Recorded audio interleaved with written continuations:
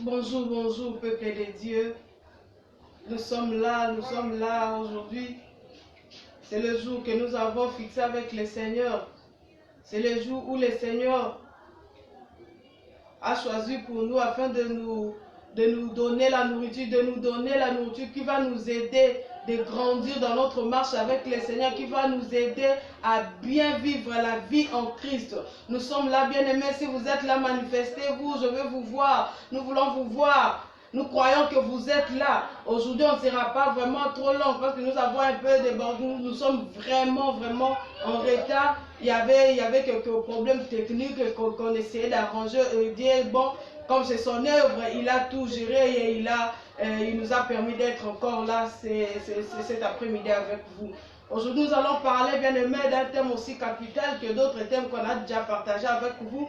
Aujourd'hui, nous allons essayer de parler du baptême d'eau et du Saint-Esprit. Comme on est vraiment en retard et beaucoup de gens nous ont aussi demandé à ce que nous puissions gérer les temps de façon que nous puissions diffuser les messages qui est dans 30 minutes.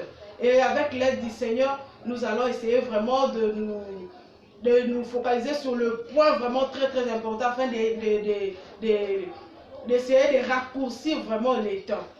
Comme je venais de dire, bien aimé, aujourd'hui nous allons parler du baptême, le baptême d'eau et le baptême du Saint-Esprit. Ce numéro, c'est le premier parti. Aujourd'hui, nous allons parler seulement du baptême d'eau et le vendredi, nous allons continuer avec le baptême du Saint-Esprit. D'après le dictionnaire, bien aimé, le mot baptême veut dire, le mot baptême, c'est l'action d'immerger dans l'eau ou dans quelque autre liquide. C'est le fait d'immerger quelque chose ou une personne dans l'eau ou dans certains liquides. Donc lorsque nous parlons du baptême, c'est le fait de plonger quelqu'un dans l'eau. Quand nous parlons du baptême d'eau, on ne va pas entrer dans le baptême du Saint-Esprit. Par rapport au thème que nous allons parler aujourd'hui, le baptême d'eau. Le baptème d'eau, c'est faire immerger quelqu'un dans l'eau. Amen, bien-aimé. C'est plonger quelqu'un dans l'eau. Et nous allons voir par rapport à ce que nos amis, confrères religieux qui font le baptême seulement en plongeant la tête dans l'eau, nous allons essayer de décortiquer tout cela pour voir vraiment ce que le Seigneur nous a dit. Parce que nous avons la Bible qui est la Sainte Écriture et notre modèle, notre principal modèle dans cette œuvre du Seigneur, c'est Jésus-Christ de Nazareth. Nous allons voir comment il a fait ce baptême et nous allons voir le but dans lequel il a fait ce baptême. Comme je venais de dire, bien aimé, le texte de base par rapport à notre thème d'aujourd'hui, c'est Matthieu 3, verset 13. Matthieu 3, verset 13 à 16. Matthieu 3, verset 13 à 16. Je lis au nom de Jésus. Alors Jésus vint de la Galilée au Jourdain vers Jean pour être baptisé par lui. Mais Jean s'y posait en disant, c'est moi qui ai besoin d'être baptisé par toi et tu viens à moi. Jésus lui répondit, laisse faire maintenant, car il est convenable que nous accomplissions ainsi tout ce qui est juste. Et Jean ne lui résista plus. Dès que Jésus eut été baptisé, il sortit de l'eau. Et voici les cieux s'ouvrir, et il vit l'Esprit de Dieu descendre comme une colombe et venir sur lui. Amen. Nous allons nous limiter aujourd'hui au verset 16. Parce qu'aujourd'hui, nous allons parler seulement du baptême d'eau. Bien aimé, le baptême d'eau, d'après les dictionnaires, c'est faire plonger quelqu'un ou quelque chose dans l'eau ou dans un certain, ou dans quelque liquide. Ou dans un autre liquide, pardon. Donc, le baptême, d'après les dictionnaires, c'est plonger une personne, plonger quelque chose, donc immerger quelque chose dans un liquide. Et d'après les révélations du Seigneur, bien aimé, par rapport au baptême même de Jésus-Christ de Nazareth, le baptême de Jésus-Christ dans l'eau, qu'est-ce que cela voulait, quel message Jésus voulait nous lancer par rapport à ces baptêmes? Qu'est-ce que Jésus voulait nous dire par rapport à ces baptêmes? Parce qu'il était Dieu, il était fils de Dieu. Mais en venant dans ce monde, il avait une mission qu'il devait accomplir. Il devait travailler pour son Père. Il devait remplir une tâche que le Seigneur lui avait donnée. Et pour commencer cette tâche, pendant les 33 ans qu'il était encore sous le toit de ses parents, il n'avait pas fait cela. Pendant qu'il était encore avec ses parents, il faisait aussi des miracles. Il faisait des grandes choses. Il faisait aussi des prodiges. Mais avant de commencer l'œuvre proprement dite, bien aimé, il a dit, je ne peux pas commencer. Il a répondu même à Jean-Baptiste, laisse faire. Pardon bien aimé, je vais essayer de lire. Il a répondu à Jean-Baptiste, laisse faire maintenant, car il est convenable que nous accomplissions ainsi tout ce qui est juste. Bien aimé, qu'est-ce qui est juste? Parce qu'il avait déjà commencé l'œuvre de son Père. Il avait transformé l'eau au vin. Il avait fait beaucoup de miracles, même dans le mariage de Cana. Dans la noce de Cana, il avait transformé l'eau en vin. Mais tout cela ne comptait pas pour le Seigneur. Parce qu'il devait d'abord commencer par un point. Il devait marquer un point qui devait être comme le début de son entrée au ministère que le Seigneur lui avait donné. Bien aimé, le baptême, d'après le message ou la révélation du Seigneur par rapport à ces passages, le baptême, c'est juste un engagement. Si nous lisons, bien aimé, dans 1 Pierre 3, verset 21. 1 Pierre 3, verset 21, je vais lire. 1 Pierre 3, verset 21, je lis au nom de Jésus. Cette eau était une figure du baptême, qui n'est pas la purification des souillures du corps, mais l'engagement d'une bonne conscience envers Dieu, et qui maintenant vous sauve, vous aussi, par la résurrection du Christ.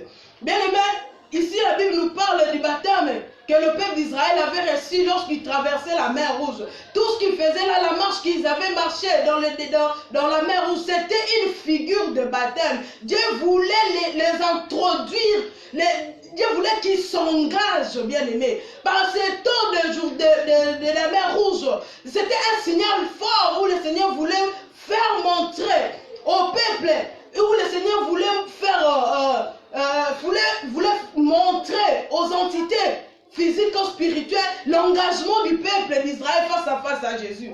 Mais le baptême, d'après 1 Pierre, verset 3, verset 21, dans le baptême, c'est un engagement. C'est un engagement pour lequel une personne prend conscience. Une personne prend conscience de s'engager pour l'œuvre du Seigneur. Mais nous allons voir, bien aimés, il y a des églises qui baptisent même les bébés. Est-ce qu'un bébé a conscience à l'acte qu'il entreprend? Est-ce que le bébé a conscience? Il ne sait même pas. Le bébé qui n'a pas de conscience, qui n'a pas l'intelligence, qui ne comprend même pas l'acte que vous faites, comment pouvez-vous le baptiser? Alors qu'il y a un engagement, une personne peut prendre un engagement s'il comprend, s'il a conscience de la chose. Un bébé ne comprend rien. Un bébé qui ne comprend rien, comment pouvez-vous la baptiser? Je ne parle pas seulement de bébés bien-aimés. Il y a des gens aussi, des adultes, qui ne comprennent rien, mais qui se sont fait baptiser.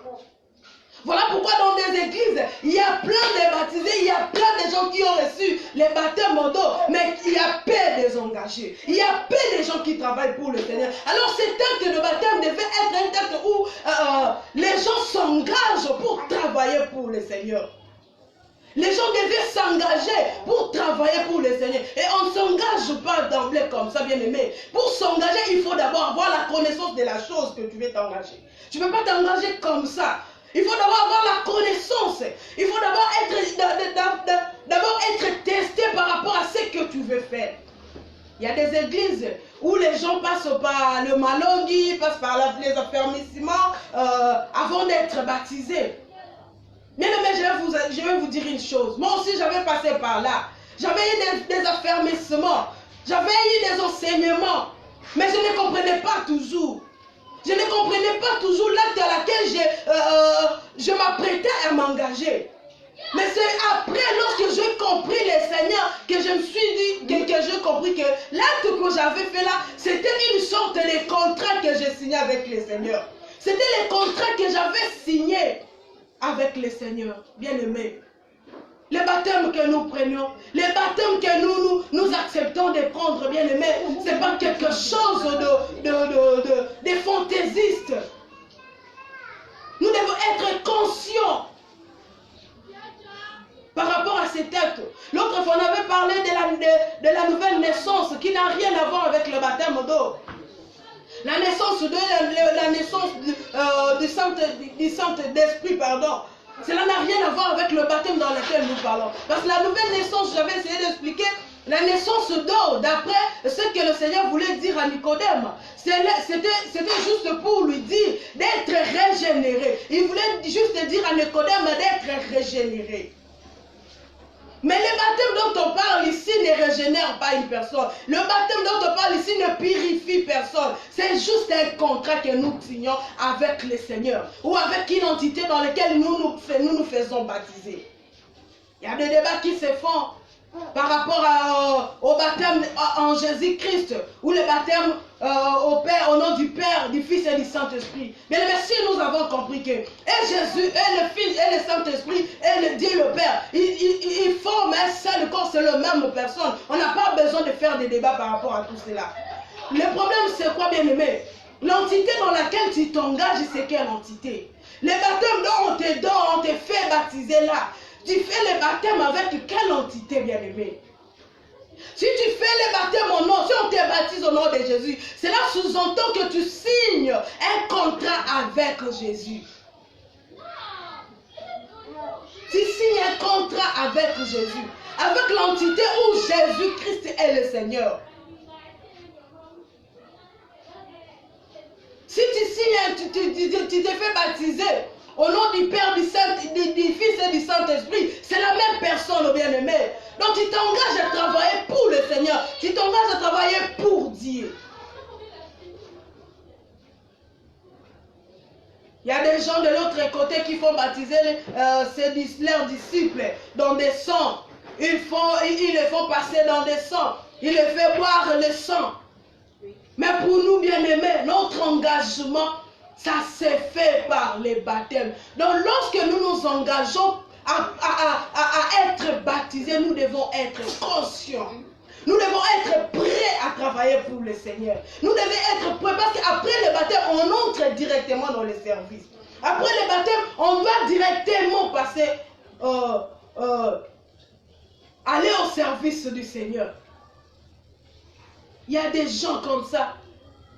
Baptisés, il y a plein de gens dans nos assemblées bien-aimées, baptisés bel et bien, mais qui sont encore dans des bancs, qui ne travaillent pas pour le Seigneur. À quoi sert maintenant l'acte à laquelle ils ont fait? À quoi sert l'acte à laquelle ils se sont engagés? Bien-aimé, le baptême, c'est un engagement.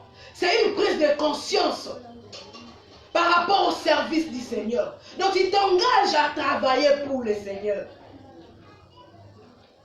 Le baptême au nom de Jésus-Christ, ou le baptême que Jésus voulait, que Jésus faisait, bien aimé, était différent au baptême de Jean-Baptiste. Le baptême de Jean-Baptiste était le baptême de la repentance. Il a mené les gens à la repentance. Mais le baptême de Jésus, c'était un engagement. Il s'est engagé. Et dès lors qu'il s'est engagé, le ciel aussi a pris acte de son engagement. Et le ciel maintenant est devenu maintenant son guide.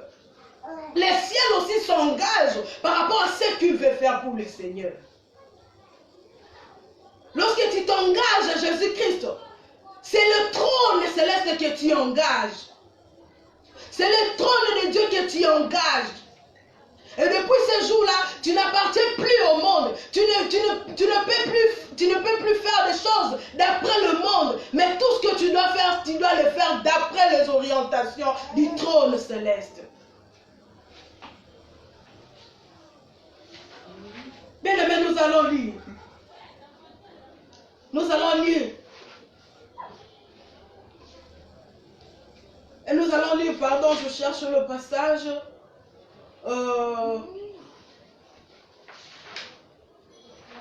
J'ai oublié encore le passage. Où est-ce que j'avais écrit ça?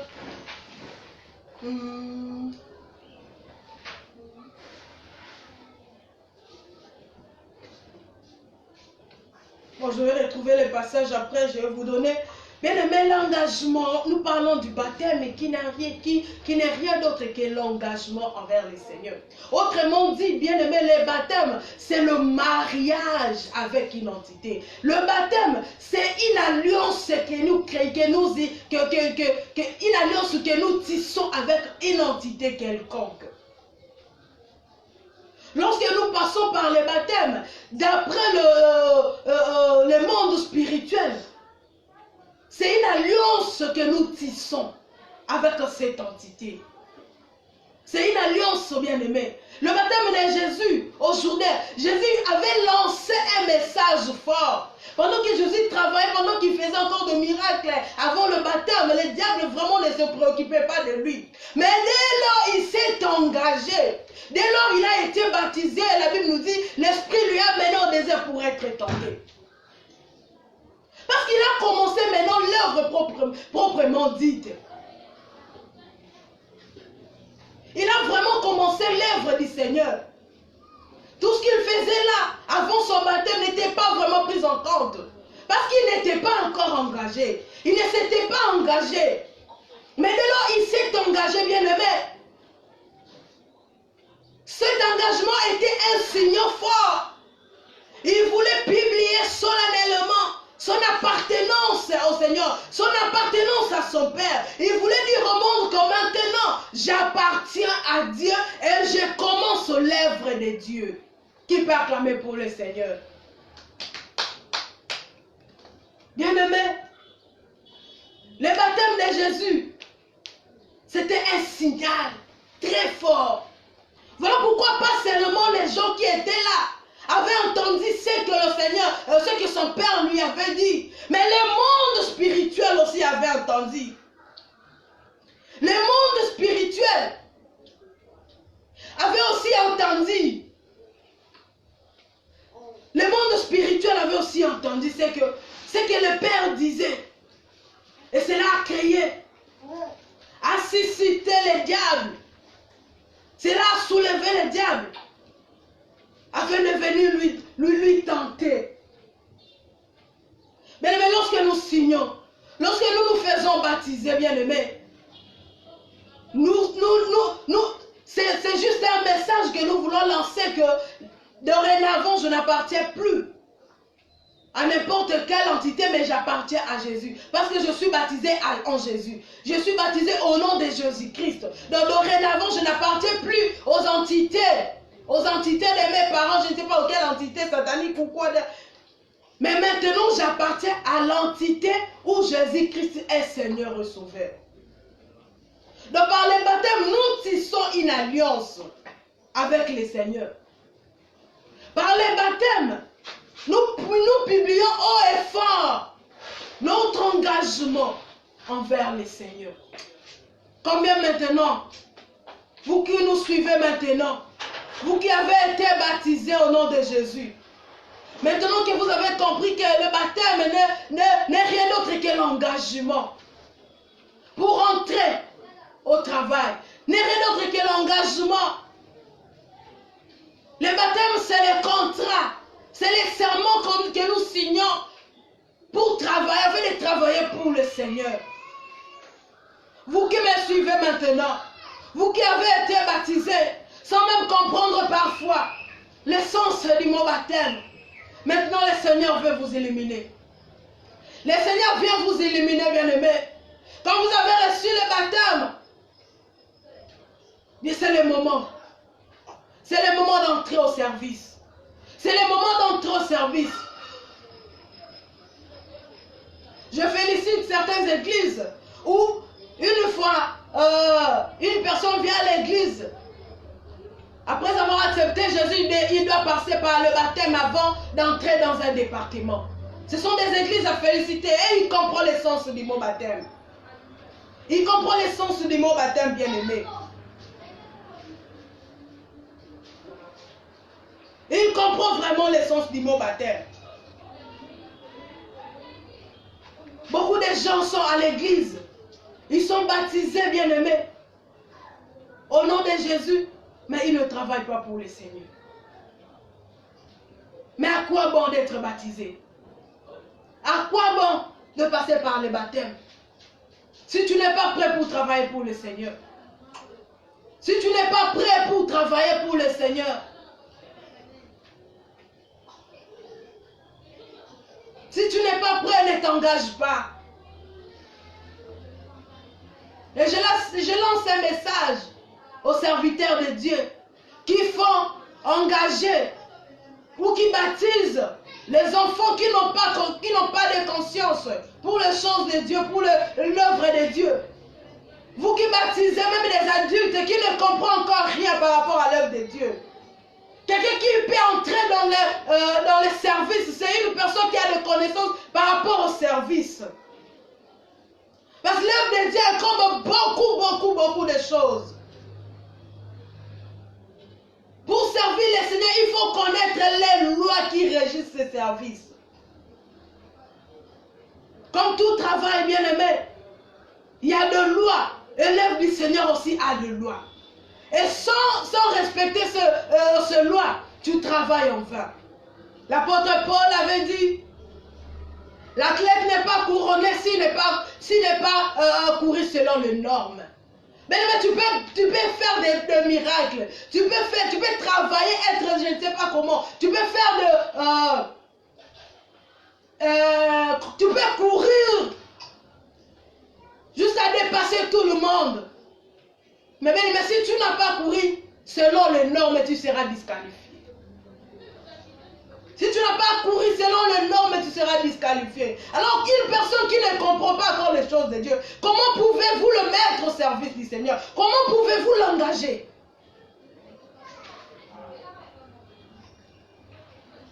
Vous qui baptisez le bébé, un bébé ne connaît encore rien. Et ne comprend rien aux choses du Seigneur. Ils ne sont pas encore prêts pour travailler pour le Seigneur.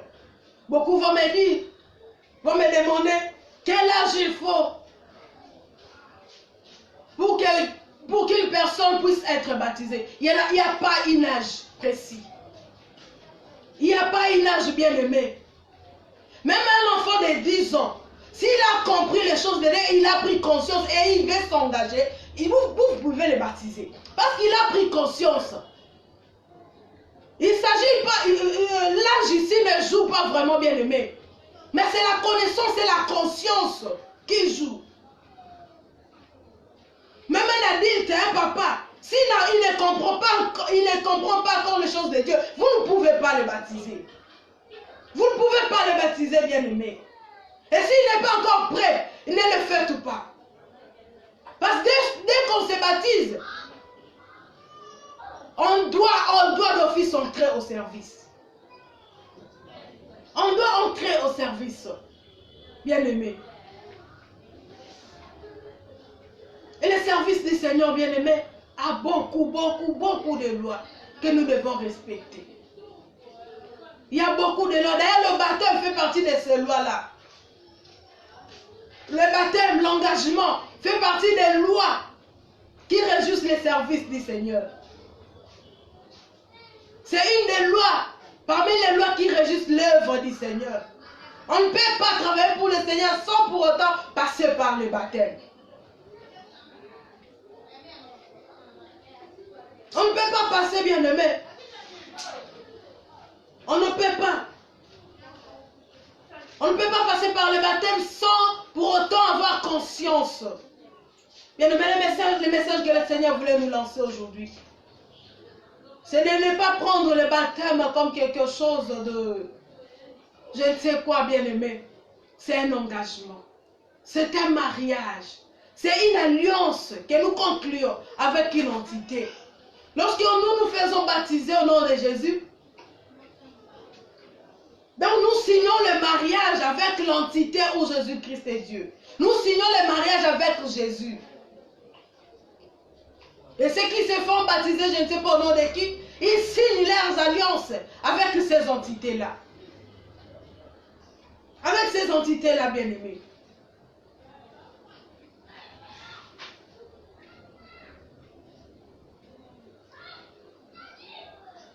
Et l'onction de Dieu, bien aimé. Lorsque nous nous faisons baptiser, nous engageons, j'avais bien dit auparavant, au début, pardon. lorsque nous nous engageons à l'œuvre du Seigneur bien-aimé, nous engageons aussi le ciel. Le ciel maintenant va commencer à nous guider. Le ciel sera là à notre secours. Le ciel sera toujours avec nous. Donc, lorsqu'on s'engage pour travailler dans l'œuvre du Seigneur bien-aimé, nous ne sommes plus seuls. Le ciel nous donne un ange gardien. Le ciel libère un système. Un système qui va nous aider dans cette œuvre. Lorsqu'on s'engage, nous ne sommes plus seuls. Dieu nous donne un ange qui va veiller sur nous. Dieu nous donne un système qui va nous aider dans le travail que nous faisons. Et ce système bien-aimé n'est rien d'autre que l'onction. Et l'onction ne travaille pas chez les gens qui ne se sont pas engagés. Si tu n'es pas engagé, l'onction de Dieu ne va pas travailler. Ce système ne va pas travailler. Il y a des gens qui sont dans l'œuvre du Seigneur, mais ils travaillent seuls.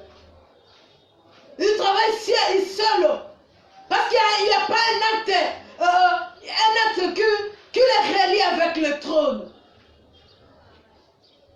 Il n'y a pas un engagement avec le Seigneur. Comment le ciel pouvait intervenir? Comment le ciel pouvait intervenir? Bien-aimé dans le Seigneur, l'engagement dont on parle ici, bien-aimé, cet engagement n'est pas partiel. Cet engagement n'est pas circonstanciel. Cet engagement n'est pas conditionnel. On ne s'engage pas pour le Seigneur pour avoir je ne sais pas. Pour avoir des richesses, pour entrer au royaume. On s'engage à travailler pour le Seigneur, pour la vie, pour l'éternité. Il y a des gens qui disent, ah bon, moi quand j'étais enfant, j'avais beaucoup travaillé pour le Seigneur. Quand j'étais encore adulte, j'avais beaucoup travaillé pour le Seigneur et cela suffit. Bien aimé, lorsqu'on s'est engagé, lorsque tu as été baptisé, c'était pour la vie. Tu avais signé cet acte pour la vie. Cet acte était pour la vie. Ce n'est pas parce que tu traversais une situation pénible que tu t'es engagé avant que le Seigneur puisse t'aider. Non, bien-aimé. Cet engagement doit être sincère. Cet engagement doit être pour la vie.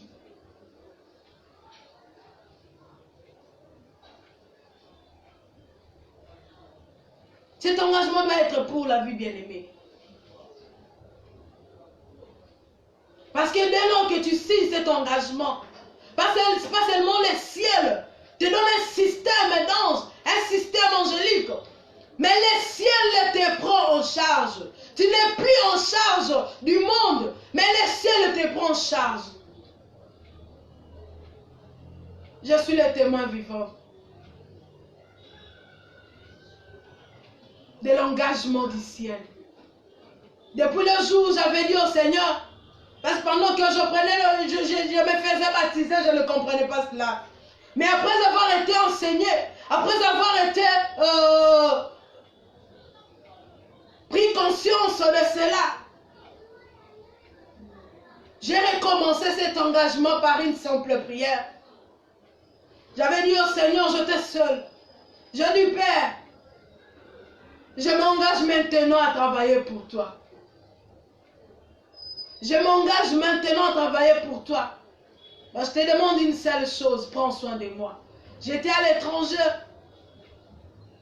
Je n'avais ni parents, ni quelqu'un pour qui je pouvais compter. Mais bien aimé, je vous assure, Dieu n'abandonne pas les engagés. Si tu t'engages pour les choses du Seigneur, bien aimé, tu peux manquer beaucoup de choses. Mais tu ne vas pas manquer la manne, bien aimé. J'ai expérimenté ce que je vous parle aujourd'hui. Depuis que j'avais fait cette alliance avec le Seigneur, depuis que j'avais compris et je me suis engagé par une simple prière, vous avez dit au Seigneur, maintenant je comprends, j'accepte de travailler pour toi. Depuis ce jour-là, bien aimé, je n'ai jamais manqué à manger.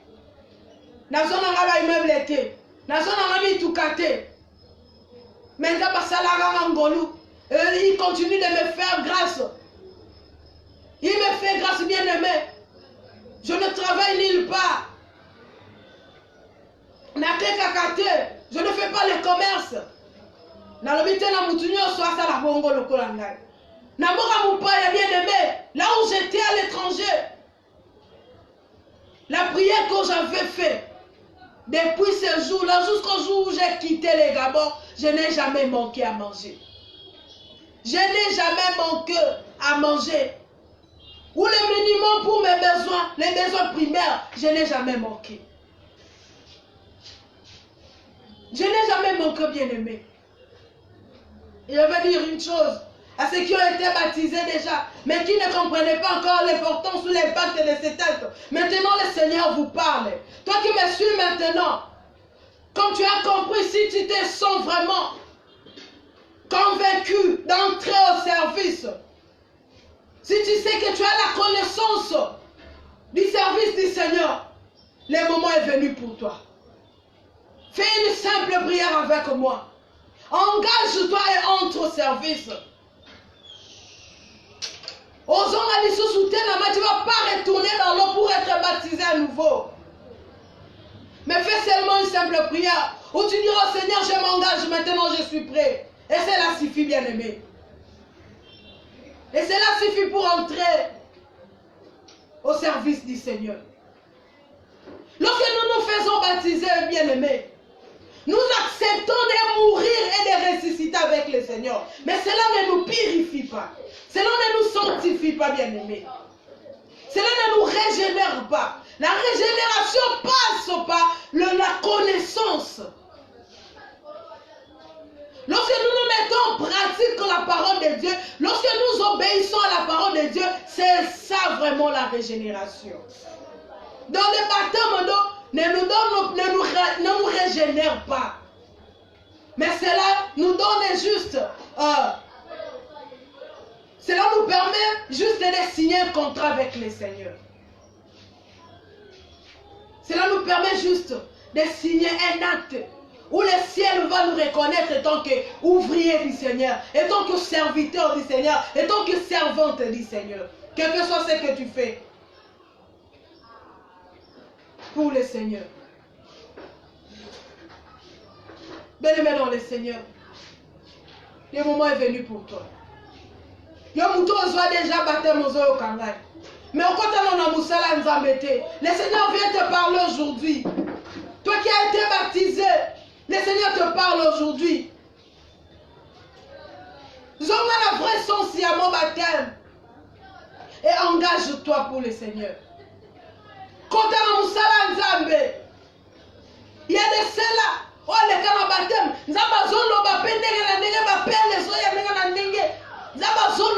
Mais il résiste, bien-aimé. Le moment est venu pour toi. Là où tu es, bien-aimé, Kotananda. Kotananda, ou bien-aimé, fais cette prière, une courte prière. Dis seulement au Seigneur que tu t'engages. Comme ça, le Seigneur saura que tu appartiens à son entité. Et il va t'aider. Il va marcher avec toi. Il va continuer. Et il va t'aider à bien faire cette œuvre.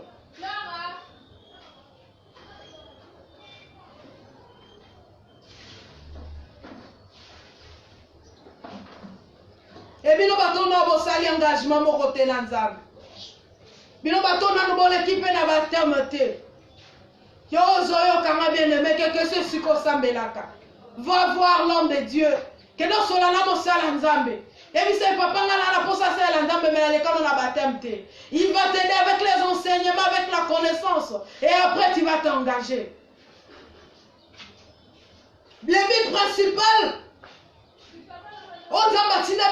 C'est travailler pour le Seigneur. C'est travailler pour le Seigneur, bien-aimé. Lorsque tu acceptes de travailler pour le Seigneur te donne un système angélique. Ce système va t'aider, va te protéger.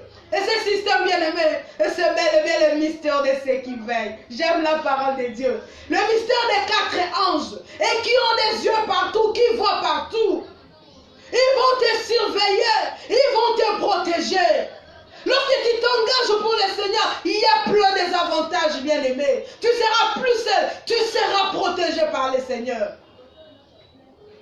Les systèmes d'anges, les systèmes des 4 anges, les 4 êtres vivants seront toujours avec toi. Ils vont t'accompagner. Ils vont toujours être avec toi. Ils vont t'aider à cette œuvre. Je bénis le Seigneur pour ces messages. Prends une décision. Aujourd'hui, le Seigneur t'a illuminé. Fais une simple prière. Ce comment il peut reconnaître qu'il n'est pas Moussa Lanzambe, papa. Je été baptisé, mais la côté non Moussa Lanzambe. Maintenant je m'engage, je vais entrer dans Moussa Lanzambe. Et il va prier pour toi, tu vas entrer dans l'œuvre de Dieu. Yo, Zwana nous peut engagement.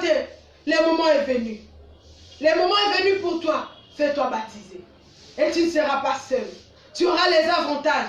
Tu seras sous la charge du trône céleste. Le trône céleste va s'occuper de toi. Le trône céleste sera toujours là pour répondre à tes besoins. Ton engagement avec le Seigneur bien-aimé, c'est ça même ta prière. C'est ça ton intercession. Tu n'auras pas besoin de demander. Parce que tu fais déjà, c'est ça ta prière. Il y a des gens qui vont te donner les choses sans pour autant demander. Parce que tu t'es engagé. C'est le ciel qui les dirige vers toi. C'est le ciel qui les autorise de t'aider. Engage-toi pour le Seigneur. Et tu ne seras plus seul. Osanga te béni, mais osanga n'a pas belé. Quand ça va belé, on les rappelle pour un temps. Et ça n'a pas été c'est juste pour un temps. Mais osanga te au monde à l'obok en Zambé. N'a pas d'engue belé. Grâce à Moutuna grâce nae.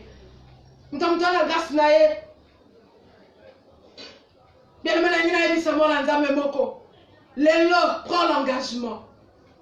J'ai béni mes mamans, mes papas qui nous regardent maintenant. Je vois Pasteur Claudie Sokombi. Je vois maman Agnès. L'autre je vois Titi Nabil. Que le Seigneur vous bénisse. Vous qui êtes les nôtres, vous qui nous avez suivis, que le Seigneur vous bénisse. Le message est lancé. Ne soyez pas seuls. Si vous voulez que le Seigneur vous accompagne, engagez-vous pour l'œuvre du Seigneur. Et le ciel va vous prendre en charge. Que le Seigneur vous bénisse.